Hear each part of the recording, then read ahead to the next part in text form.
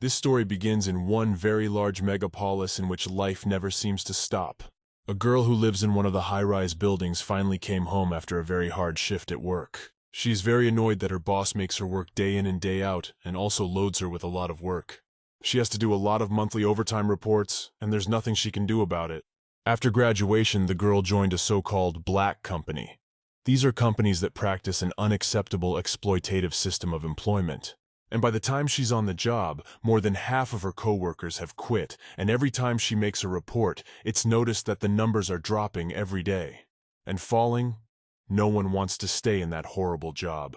Now, when the girl was finally home, she went to the refrigerator and pulled out an iron can of her favorite drink from there.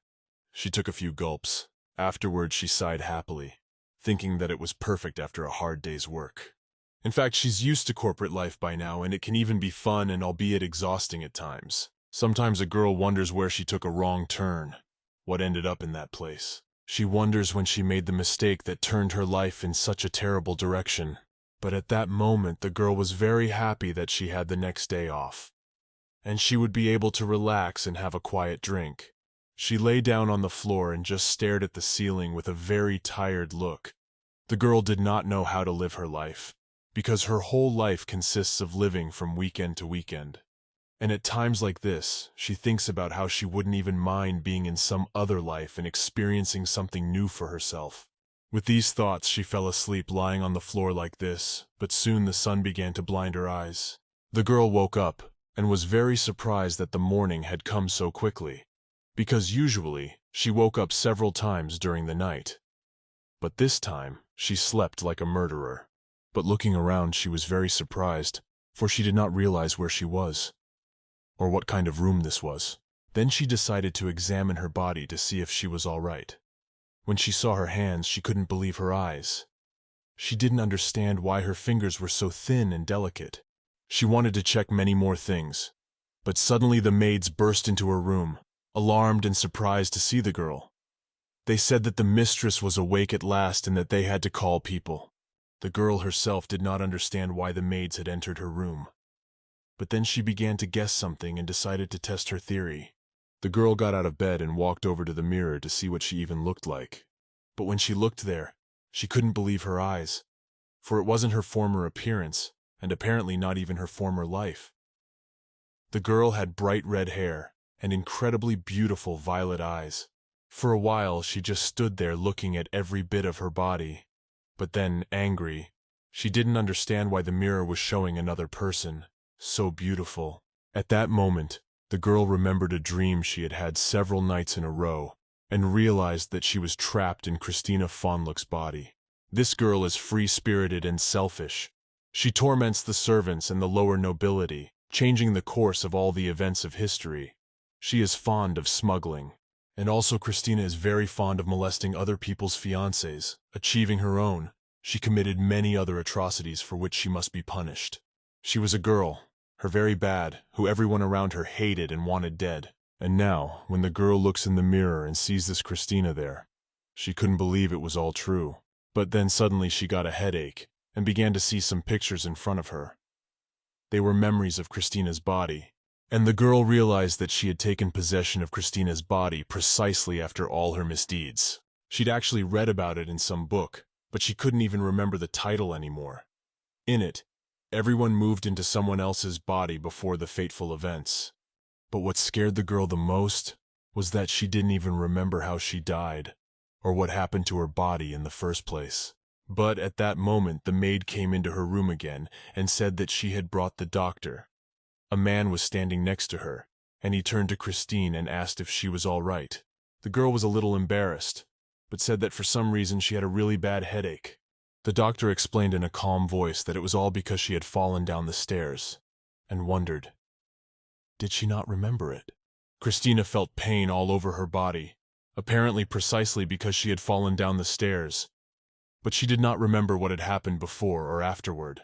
She told the doctor that she was ashamed to admit it, but that she really didn't remember anything. He thought about it, and said that it must have been the shock of the fall, and also noticed that her speech had changed a bit. It was not the same as before. The girl at this point realized that she was not allowed to give herself away, so without once laughing, she said that she just needed some rest. She was overworked, that was all. Christine herself realized that she would not be wrong to say that she was a hostage in this body, but she could not say it to others, because she might be taken for a madwoman. But then she thought about the fact that Christina was already crazy, so there was nothing to lose. The doctor agreed with her, though, and said she really should get more rest. The maid also agreed with what he said and said that she felt the same way, addressing the mistress. At this time, Christina met the maid's gaze. She immediately averted it and began to tremble with fear. The girl couldn't believe that she was really afraid. And then she remembered that Christina had bullied her servants after all. So this reaction should be unsurprising. After some silence, the girl inquired how long she had been unconscious. The maid replied in a shaky voice that it had been 3 days, and also added that they didn't see any serious injuries on her. But she didn't regain consciousness for quite a long time. She didn't even respond. Christina, hearing this, was very surprised, but now it was clear to her why she was so hungry, for she had been unconscious for 3 whole days. But at that moment, the doors swung open, and a multitude of knights, who were all dressed in uniform, began to enter. One of them stepped closer to the girl and addressed her by her full name, Christine, daughter of the Marquis of Fonlook. You could not see his face because of his helmet, but it was immediately obvious that he was a serious man. He said in a rough voice that they had strict orders from His Majesty, and she must be escorted to the royal castle immediately. Christina was very surprised and even frightened when she heard this. But the knight said that apparently this 3-day incident was finally over, and she should realize that she would not escape her fate, but would suffer the punishment she deserved. The girl was very worried, because she did not understand why all this happened to her. But she remembered that that day she fell and lost her memory, so she could not understand what Christina had done. Soon a multitude of knights escorted the girl, who had already changed her clothes, to meet the king. As soon as they entered the hall, the knight immediately introduced her. And the king, who was sitting in the middle of the hall on his beautiful throne, asked, "Does she understand why he has called her?" Christina was very worried. Yes, also the dress was uncomfortable, because it embarrassed her from all sides. But in a quiet voice she said that she did not really understand anything. When the king heard this, he became very angry and asked her what she meant. Then the girl realized that she had something to say, and explained that she had fallen down the stairs 3 days ago, and did not seem to remember what had happened before and after that. The king, after listening to her, asked if it was all true, and Christina thought at that moment, how can a man be deceived by the loss of his memory? But then, a young man who had recently come to the hall suddenly spoke up. He said that it didn't matter at all, even if it turned out to be true. This man was Philip, a blonde-haired, blue-eyed boy who was dressed in a royal uniform. Christina shifted her gaze immediately to him at this point, and realized that this man knew exactly who she was.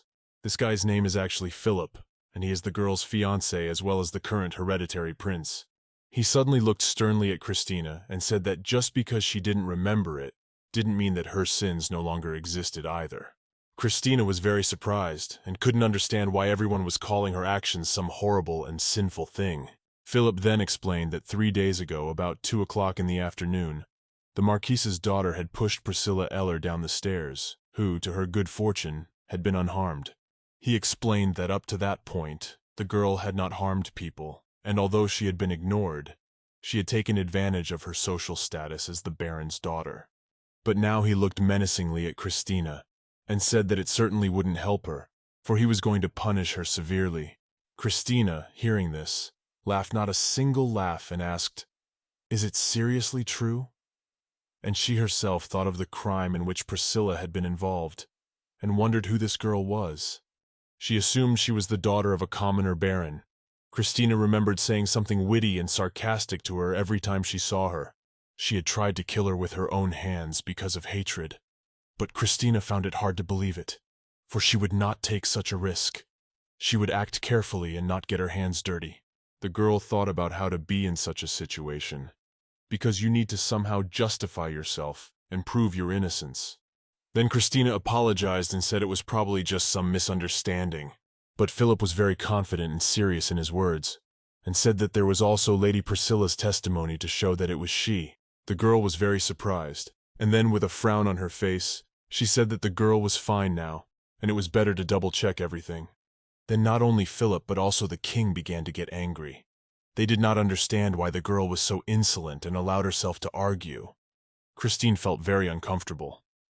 She felt all those eyes on her body, and she realized that her words were condemned. Then she decided to diffuse the situation a little and asked what kind of punishment awaited her after all.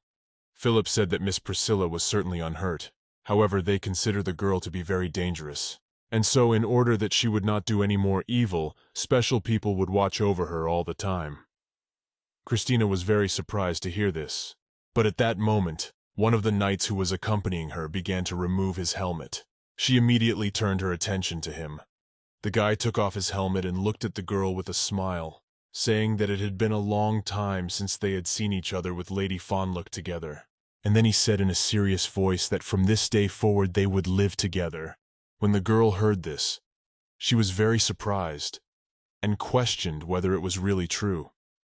The very thought of him following her all the time scared the hell out of her. It even became hard for her to breathe. Then she shifted her gaze to Philippe and asked, "Is it really necessary to spit after her in the Marquis's house, since there is ample security there?" But the man objected and said she could absolutely bribe those servants there and use. Christina thought at that moment that only an original character could do such a thing, and there was no way she would do it. Now Philip said that this was why his decision gave him the right to execute her. Hearing this, the girl was simply furious. Her mind was filled with images of how bloodthirsty he would be to kill her. Then she glanced at the knight who stood beside her and asked, "Was the loss of memory really a lie?" But without waiting for her answer, he said that he would soon know the truth. Soon they were already sitting in the wagon, which was just about to leave for the girl's mansion. Christina, as she sat across from him, thought about the fact that whether she survived or died depended solely on the guy sitting next to her. In fact, after breaking off her engagement to Philip, Christina has her eye on the next suitor. He was the next head of the ducal family, Cedric, the dark-haired knight who sat next to him. But the girl could see why Christina wanted to woo him. He had such a handsome face. In fact, she was chasing after Cedric, and in order to get his attention, she was almost hysterical. But you could tell from his reaction that he clearly disliked her. In other words, it could be said that the current favorability rating was very low, and it would be completely unsurprising to Christina if she were to be accused of anything else. Soon the wagon finally finished its journey and stopped in front of the mansion. The girl, descending from the wagon, thought about the fact that even in this unknown world of hers, life is very harsh. But then suddenly, when she looked straight in front of her, she was very surprised, for Cedric had held out his hand to help her out of the carriage. In fact, Christina thought it was going to be difficult from here on out. However, maybe it wasn't as bad as she thought. The girl thanked Cedric, who had helped her down after all, and then shifted her gaze to the mansion they had arrived at. They were immediately met by a great many different workers, including the butler. They all greeted Cedric with one voice and said they were very happy to have him back. Christina looked around and realized that this house was twice the size of her heroine's. No wonder, since Cedric was the Duke's heir. The man went first, and after saying hello to all the servants, he said that he had already returned. The butler helped him open the door and asked the lord what he had ordered to be done with the girl. Cedric seemed to have forgotten about her, but then he remembered and told them to take her where he had said to go. He immediately said that everything would be fulfilled. After that, he came up to Christina, bowed, and said that he would show her around. The girl was delighted and said that she would be very happy. The girl actually thought about the fact that if it wasn't going to be jail, it was okay, and it would be okay to live. Soon the butler brought her to one of the rooms and told her that from this day forward she would live in this place. They also have a room for a girl. Christina was surprised at the size and luxury of the room, but then she said that a smaller room would have suited her better. But the butler said that it was Mr. Cedric's order, so it had nothing to do with him. He then pointed toward the fireplace and told her to ring that bell if she ever needed anything, and there were clothes and other necessities in the closet. He bowed and told her to wait for them and not to leave the room in the meantime. After that, He went to the exit and said that from now on he was leaving. The girl turned around and didn't see him, so she was surprised at his speed. In fact, at this moment, Christina didn't feel welcome. She felt as if no one wanted her in this place at all. She started to take off her hat to change her clothes a little, and thought about how she was sure they knew the reason she had come to this place. She walked over to the closet, and as she opened it, she realized that she had to wait in that place like a criminal for his execution. When Christina opened the closet, she was very surprised because it was quite large and completely hung with various beautiful and expensive outfits. At that moment, a maid came up behind her, and seeing her surprised face, asked her what was the matter. Christine was very frightened, for she had not expected someone to sneak up on her like that. The maid apologized and said she had knocked, but the lady didn't answer, so she just walked in. The girl, when she calmed down a little, said that not at all, she was just wondering about the place, and so she didn't hear a little. But the maid was surprised that the lady was somehow surprised at this place. She immediately went to the exit and apologized, saying that she apparently didn't have enough dresses and she could bring more, which was what the maid was going to do. But Christina immediately cried out, asking her to stop, for on the contrary, there are more than enough of them. She thought there were too many. The maid understood then, but then turned around and bowed and said that she was her personal maid, and her name was Hannah. She also said she was very pleased to meet Mrs. Christina, who was surprised by this welcome, said she was pleased to meet her too. Hannah replied that of course she understood everything about looking unfriendly. She asked that she didn't worry, as it was just her facial expressions being dead. The girl thought about this maid being very strange, but assumed that was why she was the maid of personal Christina. She was very uncomfortable in this place, but it couldn't be helped. Hannah turned somewhere to the side and said she would show her the food she had prepared, and added that Mr. Cedric was already waiting for her downstairs for dinner. Soon the girl and her maid went downstairs, where the table was already set. There were many different dishes, both sweet and savory. As soon as Christine got to her plate, she immediately began to taste a little bit at a time, because she was very hungry. And in fact, it was very tasty. In fact, she thought about how she would never have been able to eat like this with her same Paya and in her previous life. And now, she was incredibly happy to be able to eat such exquisite food. Christine continued to eat piece by piece, but suddenly she felt very uncomfortable, because she could feel Cedric's eyes on her. At this point, she realized that she apparently wasn't following any of the norms and rules that were supposed to be at the table, which made her even more uncomfortable. Cedric spoke up, and seeing that she was trying to eat it all, said that she must have liked it very much. The girl, embarrassed, said that yes, it was delicious. But after that, they had nothing more to talk about, and Christina became even more uncomfortable with this awkward silence, because it was too intense. In fact, I was downright creeped out by the silence, so she decided to speak first, and said that the room he had assigned her was wonderful, and the dresses were unbelievably beautiful. Cedric was a little surprised that she had brought it up. He thanked her discreetly, however. Well, then suddenly he remembered one thing he wanted to tell her, and added that even though she was a criminal, she was still their guest. Christina was very surprised. She actually thought she would be mistreated in this place. Cedric had gotten up from the table or gone somewhere else. He started to walk away and said he apologized, but she could worry about nothing. When the man left the room, Christina was finally able to exhale in relief, and at that moment, she had thoughts of what she should do now. As long as she was under supervision, the situation was not going to change, and if she sat idly by, her pretty little head might soon be in the ground. She wondered what a young lady like her usually did. Christina suggested that maybe her character wasn't doing anything at all, and thought about the fact that if she were in her shoes, it would have died of boredom a long time ago. Soon the maids started coming up and collecting empty plates to be handled later. Christina, watching them, now thought of what she could do after all, and the thought cheered her up. The next day, when Cedric went outside to run errands, he saw a girl with a broom and wondered what she was even doing. Christina also looked at him in surprise and asked what he meant by that. In fact, the girl was even dressed in a maid uniform. She immediately rose from her knees to be level with him and said as he could see she was cleaning up. The man indignantly said she knew what he meant and asked why she was even doing it. The girl cast her eyes downward, for she realized that noble ladies do such things to me. and then said in a quiet voice that she had some free time. So she decided to help out a little. But Cedric still didn't understand, and asked what this had to do with cleaning. The girl herself was surprised to say such words, but replied that she thought the job suited her better. And at that moment she thought about the fact that when she took a break in the company, she became a scapegoat, and all the work was dumped on her. But the man still said he didn't know what she was talking about, because she was always mocking and ridiculing the servants' work. The girl thought that Christina had made things worse for her and didn't know how to get out of this situation now. Then she said that certainly she had free time, but they could consider it as her cleansing her karma. Cedric was incredibly surprised, and said that it was the first time he had heard of her thinking she was guilty of anything at all. Christina clutched the broom even tighter in her hands and said, slowly enunciating each word, that she finally understood everything.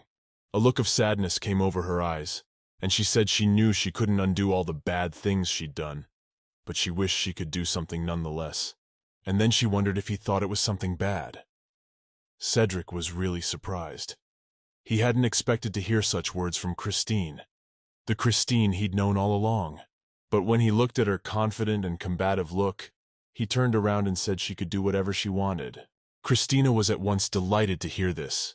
The butler, who was standing behind her, wanted to say something, but the gentleman interrupted him and said that she said she wanted to work, so he asked her to leave her alone, because he was absolutely sure that she would soon get bored with it. The butler agreed with him and also started to leave, saying that it was true, so you could just ask Hannah to take care of her in case of anything. Christina was shocked. When she'd seen him, she'd changed her mind, wondering if he'd be the least bit impressed with that decision. But she remembered what he'd said about getting bored of it quickly, and she had even more incentive not to give up. The girl rolled up her sleeves more so they wouldn't get in her way, and thought of him watching and bowing to her labor, honorable sir, and then she set to work and began to do it all very quickly, but carefully. The maids who passed by her kept wondering and not understanding what it was that was even happening to her, and why she was pulling weeds in the grass so aggressively. As a result, a whole month had passed since that day, and Christine did not give up. One day, as usual, she helped the maids and cleaned the manor. She was approached by one of the maids who brought a vase of flowers, and the girl commanded her to take it aside.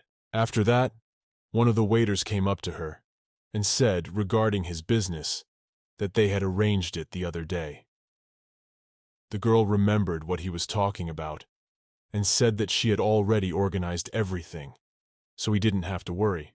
And as Christina was rubbing the windows so they weren't dusty, Hannah came up to her and told her that she had done a great job cleaning and asked if she could now go and take a little nap. But the girl stopped Hannah, for she had something to tell her. It had been a month since she had come to the mansion, and she felt at home there. During all this time, Christina managed to take control of all the work of the servants, and they respected and appreciated her very much as a person. The girl thought to herself that she must be very much the right person for the job, since she could handle everything so well. Soon she went outside to do some work. There, and actually during that whole month, she was able to realize some more things. The first thing is that, first of all, in such a mansion, too few servants are there in this house. The girl assumed that it all lies in the fact that Cedric does not like living among a large number of people. And the second is that the man very rarely leaves his room, and does not leave his grandfather, the duke of this family. Some are also saying that Cedric will be handed that long-awaited title very soon. At that moment, Christina stuck her hand out in front and shouted the word fireball very loudly. But nothing happened. Even after a while, she waited while standing in the same pose. The girl concluded for herself that unfortunately she couldn't use magic. This made her very sad. In fact, magic really does exist in the world she had gotten to. However, she couldn't use it at all, and the girl didn't understand why Christina didn't possess it after all. She was ready to outright scream at the entire manor, asking why she didn't have this magic, because it would have been so good and easy. But then all of a sudden, when she looked up, she saw a sheet of some kind in the tree. She was very surprised and thought that it had probably gotten out of the laundry room somehow. The girl was battle-ready. She rolled up her sleeves and walked towards that tree, then about how she could safely handle this without magic. Then with great effort, she managed to climb to the top and caught the sheet she had seen from the beginning. It wasn't a sheet, but paper. And when the girl unfolded it, she saw a pencil drawing. She hesitated for a while, for she could not believe that she was really seeing it. In fact, a portrait of Cedric had been drawn on paper in simple sketches. And after scrutinizing the whole sheet, she saw a signature at the bottom. The name Sebastian was actually Sebastian, the head butler who follows the Duke around. Christina, seeing this, could not believe that he could have such a hobby, because he looks like a respectable man, and in fact can create such masterpieces. But at that moment, she suddenly heard someone walking below her, and immediately looked over to make sure everything was okay. When she saw Cedric, she realized that what was about to happen in the original was most likely going to happen now. It scared her very much.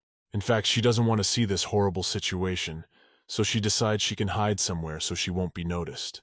And when Christine was about to climb to a higher branch, she accidentally stumbled and realized that she was falling straight down because she could not hold on.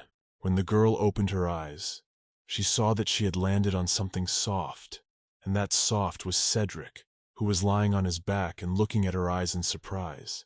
She felt embarrassed about the whole situation and immediately apologized.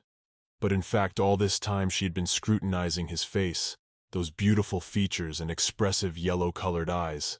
For a while, Cedric just lay there silently looking at her, but then he abruptly grabbed her arm. And at that moment, he laid her on her back and was so close he could hear her anxious breathing. Christina didn't understand what was going on or why he'd done that. She already thought that something was about to happen that certainly shouldn't be. But it got around, and Cedric just stood up, starting to walk away. He shrugged off his uniform and said it was just a conditioned reflex of a knight, and added that he could die on the battlefield if it wasn't honed. She said that now everything was clear to her, and pretended to calm down. But in fact, the girl didn't understand what he meant at all. Then she quickly picked herself up. Cedric looked at her in surprise and asked if something was wrong, but the girl bowed and said nothing, and thanked her and added that they would see each other a little later, and then quickly ran off. And as she ran, she couldn't calm her emotions in any way. Her cheeks were flaming red, and she knew that such a strain was bad for her heart. But when they were so close, her breathing stopped. Cedric, who was left all alone, watched in amazement as she ran away, not understanding what had happened or why she was so scared. Soon the man returned to his manor. Sebastian met him there at once, and seeing how anxious he was, asked him if anything had happened. The man was very confused and asked what the butler meant by that. Sebastian studied him for a while with his gaze. After that, he smiled and said that the gentleman was actually blushing. Cedric was very disturbed that this had happened after all. He went straight to his closet to distract himself and started going through his outfits, and told the butler that maybe it was just his imagination, because nothing like that had happened. Sebastian, watching the Lord's actions, thought about adding this to his drawing as well. After all, it would look much prettier that way. At this moment, the gentleman threw his coat over his shoulders and said that he would be out for a short time and that he was leaving all business to him. The butler asked where the gentleman was going at this hour. Cedric replied that he was going to the castle for another report on Christine. Soon he finally arrived at the castle, where he was immediately met by Philip. They sat over a cup of tea, and the man asked if he had heard from Christina about the secret place.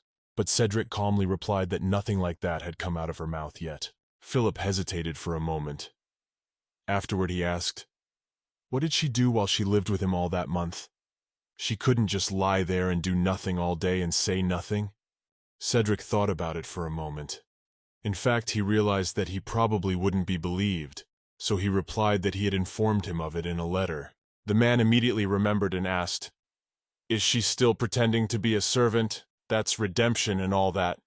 But this surprised him very much, and here little did he believe it, for there had never been such a Christina before. He looked at his guest and asked, did he really mean it? After all, she couldn't have done that. But at that moment, Cedric suddenly stood up and said that it wasn't really the case. When the man sighed and said that he didn't really have time for this, so he wouldn't rest until he had the information he needed. So he asked Cedric to find out where the Book of Magic was as soon as possible, because it wouldn't be hidden for long. The magic book is actually the legacy of the great wizard who created this whole country. It also has some sort of legend of the end. When the Book of Magic is opened, a chosen person will appear, and it is unknown if this is true or a simple legend that people like to tell. And it is also unknown if this chosen person even really exists, or if it is just talk that has no basis in fact. Nothing is actually known about it. However, Philip said that the Book of Magic had disappeared from a carefully guarded place, and the only clue is Christina showing up at that place, so she's most likely the thief. However, Cedric said that an arrest cannot be made just because of an eyewitness testimony, but Philip did not understand why he needed the various proofs, for he could do without them. He also said that Marquis von Luke and his family are overprotective of their daughter, which can be very energy-consuming. So Philip said what he wants to avoid is an even greater deterioration of the bond between the families. But Cedric said with a disgruntled look that the reason for the deterioration in communication might be the breaking of his engagement to Christina. The guy laughed nervously and asked him not to remind him of it ever again, because he wanted to forget these dark times and move on. Then Philip took back his cup of tea and told his companion that Christine was very interested in him. Then he asked if they could just be friends. To this, Cedric answered nothing. He sat with a nonchalant look and just stared at the Lord. When the man saw his worried look, he asked if he had something wrong. But Cedric remained silent. And afterward, in a quiet voice, he asked how people became friends in the first place, since he'd never done it. Philip was very surprised to hear this. He even choked on his tea, but the coughing made everyone realize that now he was clear.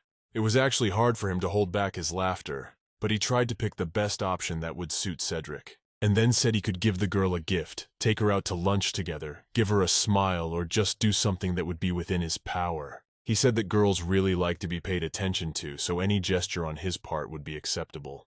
Cedric, after listening to him and visiting the king's manor for a while longer, was soon on his way home. He sat in his wagon and thought about what he had heard. He was actually quite surprised by Philip's words at the time, when he interrogated whether the guy was even serious about Christina still working as a maid and acting differently than usual. When he got home, he immediately saw her next to the other maids. She was in uniform as always and was giving them instructions. Cedric actually found it very hard to believe that she was acting like this, and suggested that perhaps she might be faking it and playing to the audience somehow. But then he remembered that he'd checked her out, and she was really Christine, the Marquis' daughter. But still, from what he's been able to hear and see for himself, she's a completely different person. She must be a selfish and arrogant girl, who thinks only of her own well-being. But now this very Christina is working with unquenchable enthusiasm. She is somehow a hard-working bee from whom he can't take his eyes off. And now, as Cedric stood watching the girl labor, he really couldn't take his eyes off her beautiful hair and incredibly beautiful eyes. But when the guy noticed that he was really staring too much, he immediately turned away. It made him feel uncomfortable. The girl had fallen out of the tree, and he was confused about what was going on between them. He didn't understand what was going on between them, or who the girl really was. Cedric, as he would be riding in the carriage, also thought about how Christine had been completely different up until that point. After a while, when the girl returned after her long day of work to the room, she was very surprised. After all, she saw there a lot of different beautifully packed boxes, as well as incredibly beautiful jewelry, which were lying on her bed. She immediately called out to Hannah, asking what it even was, and the maid in the meantime carried more and more boxes into her room. The girl screamed and asked what all these things were doing in her room. Hannah explained with a calm voice that Mr. Cedric had made a gift for her. The girl, hearing this, was very surprised, and wondered if Cedric could really have given her a gift. And more importantly, why? And now as Christina looked at all those toys and the various boxes of jewelry, dresses, and shoes, it made her more and more apprehensive. She realized that something was really wrong with this. After all, it wasn't her birthday, and she was frightened by such intentions. When Hannah saw her worried look, she replied that the girl really liked presents after all, so she thought he had just guessed it and decided to make her feel good. Christina replied firmly that it simply couldn't be, but the maid at that moment picked up one of the beautiful pink dresses and said it was very pretty. Well, then the girl wondered if it could be a gift before she died. But if it really was, she wasn't prepared for it and didn't expect it to happen so quickly. Well, after some more thought, She guessed that maybe it was all about that fall when she tried to get the leaf and ended up falling out of the tree right onto Cedric. She felt even more embarrassed about her fall and thought it was an accident. But then suddenly someone knocked on their room. Hannah immediately said that they could come in. Just then the door opened and a dark-haired and tall man entered the room. It was Cedric, of course. When Christine saw him, she was in a panic. She was immediately thrown into a fever and didn't expect the man to come to her. Cedric spoke first. He looked her straight in the face and asked if she liked his gifts. But the girl couldn't even say a word because she was so nervous. After a while of silence, she said it wasn't that big of a deal whether she liked it or not, after all. The man was alarmed by this response, and he began to stare intently, studying her face and trying to figure out why she was even saying those words. Then the girl panicked even more and stammered that she was actually glad. But Cedric told her not to suffer, and if she didn't like it, she could say so. Christina looked at all her new gifts and said that she couldn't say she didn't like it, but she could never wear even half of what he had gotten her. When Cedric heard this, he thought for a moment and said that it made sense to him now. Then he suggested that they should eat breakfast, lunch, and dinner together at the same table. And in that case, she could try on all her outfits and enjoy them properly. When Christina heard this, she was actually very surprised and didn't understand why he suddenly wanted to do that. But she had no choice, so of course she agreed. And when evening came, Cedric and the girl were already sitting at the huge dining table eating dinner. Christina, of course, put on one of her new outfits, and herself, nervous, laughed, thought she was having some kind of déjà vu, and also wondered what she should do. Cedric didn't fully understand what she meant. However, he looked at her and said he didn't care. But seeing Christina's worried and puzzled look, he explained that, simply put, his job was to spend time with her. The girl heard this and blushed. In fact, she hadn't expected such a statement, but when she saw Cedric looking at her, she immediately tried to calm her feelings and looked away from him, thinking about the fact that she was Christine after all, and she shouldn't give away her emotions. Then the man suddenly smiled and said he was very pleased to have a quiet lunch like this with someone. When she heard that, she was actually surprised, but afterward she wondered about his share. Christina wondered if he had always been alone in such an empty and vast place, or if he had once had that person who shared the space beside him. After dinner, the girl returned to her room where Hannah was already getting her hair ready for bed. Then Christina suddenly inquired of the maid why Cedric had decided to dine with her after all. She also said that she has sometimes noticed them being watched while they do their work. Hannah then said without much expression that she was actually proud of following her. Christina was very surprised to hear this. In fact, she had not expected Hannah to be watching her in any way. Well, then the maid replied that it was actually half a joke and very hard to understand. But she thought Cedric wanted to get along with her somehow. The girl, hearing this, pondered for a while, and then waving her hand she said that it simply couldn't be. But then she remembered the gifts and realized that even if she had told him about it, it would have been rude. Even though she had not been polite before, Christina now realized that she would probably continue to live in this place.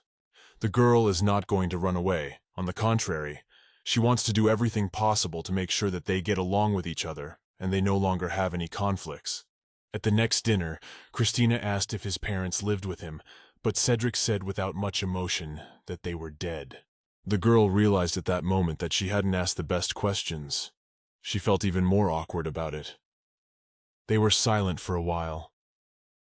After that, Cedric suddenly got up from the table and started to leave, not even finishing his dinner, and said that they would see each other later.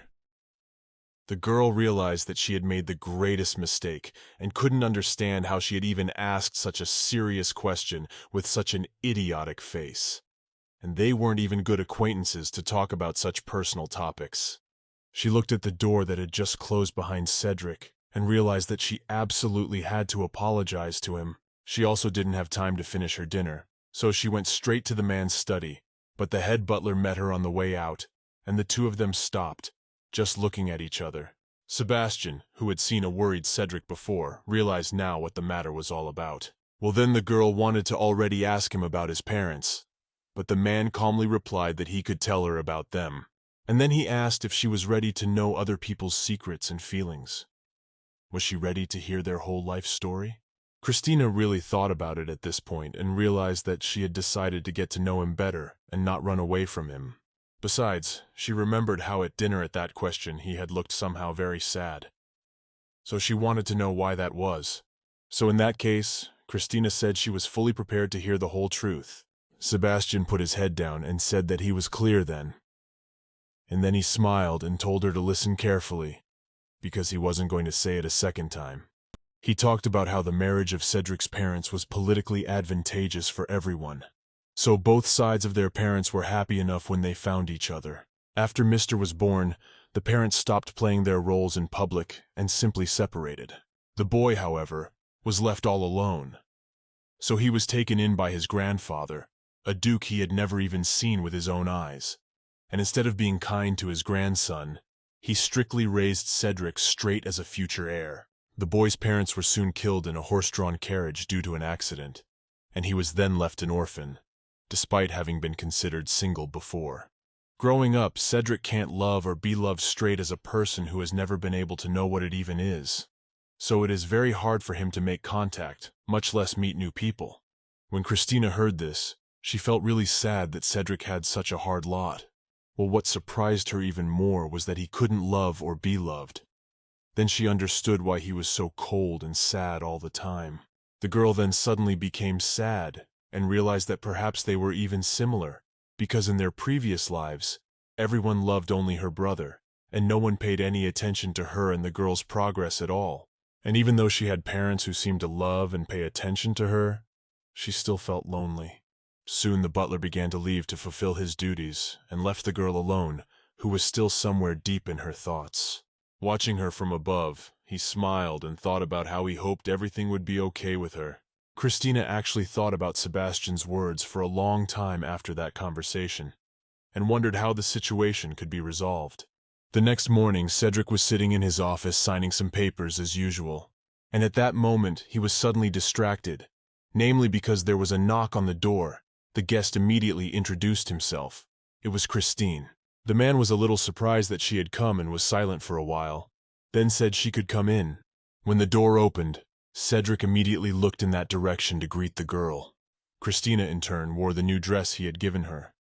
She looked very serious, though. She said she had something she wanted to give him. Then she stepped closer and bowed, handed him a small pouch, and apologized for last night. Cedric was a little surprised and alarmed by this behavior of hers. In fact, he hadn't expected the girl to even apologize for anything. Well, then he got up and told her she shouldn't do it. I mean, he was immature too. He just got up and left. It was very rude of him. But Christina still insisted and said that she was the one who had gone where she shouldn't, and had touched on very important and apparently vulnerable topics for him. Cedric wanted to say something again, but he realized that it would be useless, because she would still insist. So he said that he forgave her, and asked her to get up. Christina was actually still a little worried, and then she stopped bowing to him and was even afraid to look him in the eye. After that, she silently handed him a small pink pouch. When Cedric saw it, he asked what it was. The girl explained that it might not look like much, but it would taste good. When the man opened the bag, he saw several small but very appetizing cookies. Afterward, he looked at the girl in surprise and asked if she had done it all by herself. Christina realized that he apparently already liked it, so she cheerfully said that of course she had done it herself, especially for him. The man couldn't believe that she had actually done it for him. After all, no one had ever done that before. In fact, even as a young child, Christina always wanted to do something to make her parents proud of her. And once, when they went to a concert of her brother, they did not take her with them. However, the girl was not upset, and was going to somehow help at-home parents, but they certainly did not appreciate it. And when she was younger, she always drew pictures and showed them to her mother, saying that she drew them herself and thought them very beautiful. But her mother paid no attention, for at that moment she was preparing dinner for her brother's birthday, and she also asked that her daughter be a good girl and not disturb her. And when she wanted to play with her brother somehow or just spend time with him, he always left and asked her not to follow him or even talk to him at all. Of course, the girl realized that her parents loved her brother more, because always the best things always went to him, and it annoyed her most of all. Whenever they had the chance, they always tried to pay attention to him in some way, to take pictures or just even give him a hug. It never happened to her. So now Christina realizes just how expensive it is to show, however small, signs of attention. And she realizes, of course, that her gift won't change anything. But it's still better than nothing. Cedric at this point cautiously began to taste her cookies. And for a while he just chewed in silence. And the girl was very worried whether he would even like it or not. But then he smiled and said it was delicious. Christine's eyes lit up with joy when she heard these words, and she was actually very pleased to hear them. Then she smiled back at him and told him she was insanely pleased, and she was very glad he liked it. For a while Cedric didn't even notice as he looked at her beautiful face and smiled involuntarily. After that, he shifted his gaze to the cookies she'd brought, and he felt so pleased that he straight up even blushed. After this conversation, the girl went about her business. In fact, she was happy for a long time after that, because this had never happened to her before. When Christina saw him, she realized that he looked very pleased, and I showed her for a moment that their relationship was beginning to improve a little. But as she found farther and farther away, she began to feel some strange pain inside her. The girl immediately stopped, but nothing went away. She leaned against the wall and had no way of knowing what this was even about. But the pain in her chest was only getting worse with each passing second. Christina at this point could not even breathe. She gasped, fell to the floor, and in her head was asking someone for help. But no one, of course, heard her, because she did not have the strength to utter a word. In a short time, when she was found, she was at once carried into a room, and a doctor was summoned, who at this time was just examining her. And Cedric, along with his assistant, stood and watched all of this in silence. In fact, they were all excited. After a while, the doctor removed his instruments with which he had measured her breathing, and very anxiously said that unfortunately, there was nothing he could do about it. Cedric was very upset when he heard this. He tried to keep his emotions in check, but he wasn't very good at it. Guy started to leave, telling the doctor that he was just incompetent, and turning to Sebastian and asking him to get another doctor. The healer got frustrated and asked the master to wait. If he couldn't do anything, it was just the wrong area. After a while, the doctor advised them of a very good specialist, and soon he arrived, and after carefully examining the girl, he was able to finally hand down his verdict. This specialist turned out to be an unusual doctor and a whole magician, and he said it was a burgeoning magic. Still not understanding what it meant, so I asked him again. Then the wizard smiled and said that it was quite a rare disease. But he also wants to remind you that he was actually kicked out of the Wizards of the Kingdom's wizards in the courtyard, precisely because everyone thought he was in the way. Cedric asked that he keep his feet on his head, and also asked if he really wanted to become a member of the royal court, and also asked that he explain already as soon as possible, for he was very worried. The mage laughed nervously and said that was the reason he didn't have any friends. He realized, however, that it was better for him to explain what he knew. And then he said that, as the name suggests, overgrowth magic is a disease in which the magic within a person is out of control. And in fact, the cause of such an illness is unknown. All he knows is that the pain is intense, as if the body is being torn apart. That's what makes it hard to breathe. In some cases, the pain is unbelievable, unbearable, and eventually leads to the death of the person. When Cedric heard those words, he was furious. He clenched his fists and tried to calm down, realizing that his emotions would get him nowhere. Then he said that Christine didn't really have magic after all and wondered if he even knew that. The wizard smiled and said that even so, this disease only happens when one loses control of magic, and if it continues to develop further, the girl can safely die. The man then inquired and how he could help her, what he needed to do to keep her from dying. Then the mage stepped closer to her and pointed his finger at a point on the top of her forehead. He said he needed to stabilize her by infusing her with his magic. He also said that if done right, she could even wake up. But then he smiled and added that it could be very dangerous. However, this kind of thing is often practiced among experienced wizards, so he would guarantee them success. Cedric slapped his palm on his forehead and asked what he was waiting for, so he should act sooner.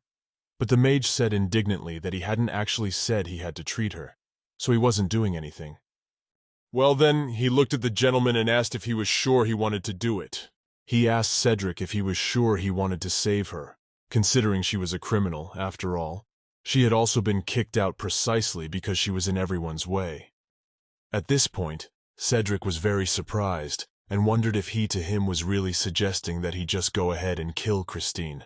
But he can't leave her like this, because she hasn't told him about the Book of Magic yet. And the way she looks at him and smiles and does him good is heartbreaking.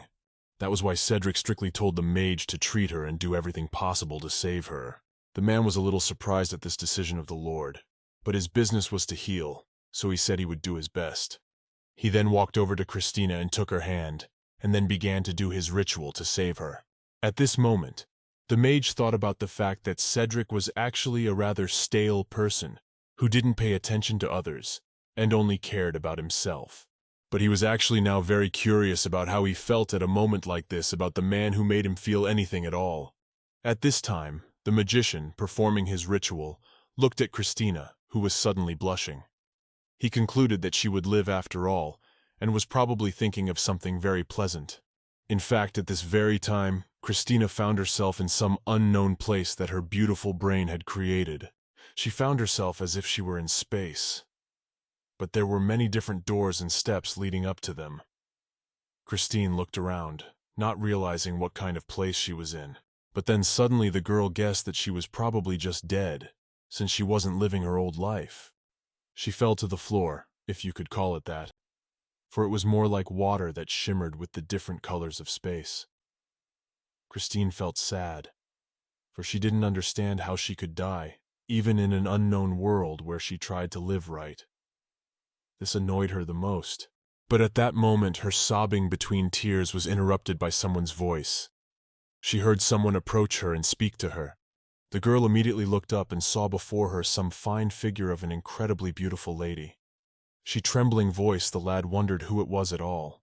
The woman at that moment removed her hood, which had been covering her face all this time, and smiling gently, she greeted Christina. And then, shifting her gaze to her eyes, asked if maybe she should call her Sarah after all, and that would be more proper. The girl was surprised. She didn't expect this stranger to know her real name. Frightened, she asked what she was even talking about. The beautiful lady suddenly laughed and said that now she would understand everything and see for herself. And then something strange happened. Everything around her turned white for a moment, and then went back to the way it was. Christina suddenly thought about it. She felt as if she had met this girl before. Then she looked the stranger straight in the eye, into her smiling face, and asked if they had met before. The stranger reached forward, and with one stroke conjured something strange that was still incomprehensible. But she called it her reward. Soon what was in her hand stopped shining brightly, and a round ball appeared. She said it was a reward for her important work. Christina was very surprised, but she took the orb from the stranger, for it beckoned to her. But she did not understand what the reward was, for it was the first time she had seen anything like it. Then that ball suddenly took on the color of space, and the woman began to fade away little by little. Christina was about to ask what it was, but she suddenly replied that it was past her. After that, the ball reappeared in the same color in the girl's hands, and the stranger asked her not to lose it. Christine wanted to ask something else, but the girl was already disappearing more and more. At last Christina asked what it all meant, what lay ahead of her, and also where she had gotten to in the first place. But the girl answered nothing. She was just walking somewhere in outer space. The girl suddenly cried because she didn't get any answer, and wondered if she was even still alive or no longer alive, and this was the so-called paradise. But at that moment she got the answer to her question. When she opened her eyes, she saw the face of a magician she had never seen before, and he told her that she was still alive. Christina looked around and realized she was in her room, but then, because she didn't know the man, she screamed loudly in fear, because he was holding her hand and was very close to her face. The magician, seeing her reaction, said that it was quite an interesting and unusual reaction after waking up. But after that he bowed and said his name was Cyril, and he was the royal doctor and wizard. And then he asked if she was the troubled Christina. The girl looked at him in surprise and didn't understand who he was, since it was the first time she had ever seen him. And then in a trembling voice she wondered what he was even doing in this place, and looking around asked what she was doing here. The wizard explained that there had been a magical explosion in her. It was quite rare for people with great magical power to have such a thing happen. Christina, hearing this, asked what he meant, since she had no magical power in her body. The man thought about it and said that it really shouldn't have happened. But then he said that it seemed like it had happened once before. And at that moment, Christina thought that maybe it was all because of that strange dream where she had seen the mysterious woman. Cyril smiled at this point and said that the girl should use magic to calm herself down and to make sure she didn't overdose. He also said that if she continued to be like this, she would just die soon. When Christine heard this, she was very surprised and frightened. She didn't understand how this could even happen, since her character didn't have any magical abilities, and she was able to verify that herself. But the mage smiled and winked at her and told her that was why he was in this place, to help her. Christine was about to say something to him, but suddenly Cedric and the servants burst into the room. He shouted her name at once, for he was very glad to see her. The master walked quickly to her bed. Christine was very worried, for she had not expected to see him so anxious. He tried to calm down. After all, he was really worried about her health and condition, and then he wondered if she was all right, if she was okay. The girl smiled and said she was actually fine, and then wondered if he was worried about her. But if so, he shouldn't have done that, because she was very strong. But Cedric suddenly frowned and said that she had been unconscious for 3 whole days after all, and the mage agreed and added that usually everyone slept for about a day, and because of that, everyone was very worried. When Christina heard this one, she was very surprised. She hadn't expected to sleep so long, and she concluded that it was all about the dream after all. Sebastian smiled lightly at this point and said hello to her, saying it was very good that she was finally awake. Ohana pointed down somewhere at that moment and asked if that little tornado in Cyril-san's room was also some kind of magic. The wizard smiled happily and said that everything was right. Because his hurricane man knew how to surprise, he wouldn't hurt anyone from such a thing. But then Sebastian suddenly became very serious and said that because of this hurricane, it was as if all the furniture was on the floor and it had to be paid for. The wizard immediately turned his attention to the girl and asked how she was feeling. He then decided to give her a checkup to make sure everything was okay, and to make sure he wasn't being harassed again with payments. But when the man touched her forehead, he hummed in surprise and even excitement. When Christina heard this, she asked if something bad had happened, but the magician said that it was the opposite. He was silent for a while, trying to figure out if he'd examined everything correctly, and then he said that Christina was using white magic now. The girl, upon hearing this, was very surprised, as was everyone else who was present in the room. They didn't even know what it meant. Those present really didn't know, and some even heard about it for the first time. Then the wizard explained that white magic could be obtained only by those people who would be blessed by the moon. Well, Sebastian was very surprised and asked what blessed moon meant, since magic is only made up of 4 elements, and he didn't understand how that was even possible. And Christina at this point began to get very worried, because she realized that the story was developing and she didn't understand anything at all. Then she decided to interrupt their conversation and said that she couldn't use magic after all, as they knew nothing, and wondered if they could explain it all, as a child, in very simple and understandable words. Cyril immediately smiled and said that of course they could explain everything. And then he said that in this world 80% of people are born with certain abilities, and if you don't have enough magic, you can only use it in simple things. Because of this, most people use different tools. They simple magic. But Numbers, for example, use magic instead of matches. He can light it on his finger. But the wizard said that most people can actually do it. But the other 10%, on the other hand, are born without magic, just like the girl. And the very last percent are people with immense magical power, such as people like him. And it doesn't matter at all what kind of power it is. It takes quite a lot of time and effort to develop it. He also said that like all people with magical abilities, she had been blessed with one of the 4 elements: water, wind, earth, or fire.